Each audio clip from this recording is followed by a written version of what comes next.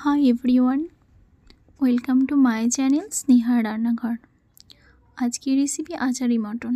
তার জন্য আমি মটনটাকে আগে থেকে ম্যারিনেট করতে দিয়ে দিয়েছি। এদিকে পেঁয়াজটাও কোচানো হয়ে গেছে, আলুগুলোও ছোটো ছোটো করে কেটে ভেজে নিয়েছি। চলুন আচারি মটন তৈরি করতে আমাদের কী লাগছে দেখে নিই। তার জন্য কড়াইয়ে তেলটা আমি গরম করে নিয়েছি। তেলটা গরম হয়ে এলে এতে আমি পেঁয়াজগুলো দিয়ে দিয়েছি সোনালি রঙে ভেজে নেওয়ার জন্য।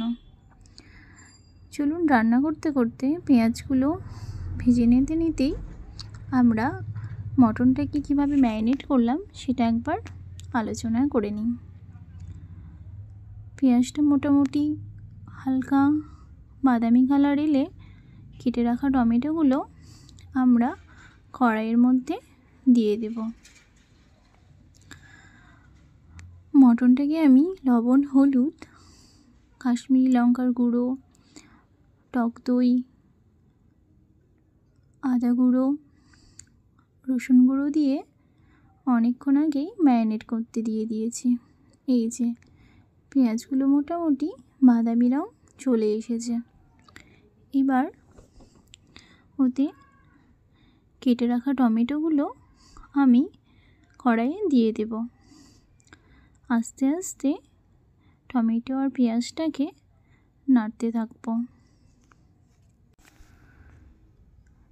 বেটে রাখা রসুনগুলো তেলের মধ্যে দিয়ে দিলাম। এইভাবেই আস্তে আস্তে মশলাটাকে আমরা কষিয়ে নেব। মশলাটা কষা হয়ে গেলে অটোমেটিকলি মশলা থেকে তেল বেরিয়ে আসবে। এই সময় আঁচটা একটু হালকা রাখতে হবে। এই যে জিরে গুঁড়ো দিয়ে দিলাম 2 চামচ, হলুদ গুঁড়ো, টক দইটা আগেই ফিটিয়ে রেখেছিলাম।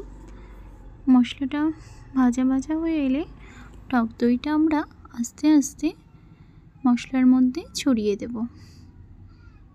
দিয়ে আঁচটা হালকা করে এভাবেই নাড়তে থাকব। এই যে এবার মশলাটা যেই ভাজা ভাজা হয়ে গেছে, কষা হয়ে গেছে, আমি কিন্তু ম্যারিনেট করা মটনটা দিয়ে হালকা নেড়ে এতে ঢাকা দিয়ে দিলাম। এই যে আস্তে আস্তে এভাবেই আমাদের ঢাকা দিয়ে দিয়ে মাংসটা কষিয়ে কষিয়ে আমাদের রেডি হয়ে গেছে আচারি মটন।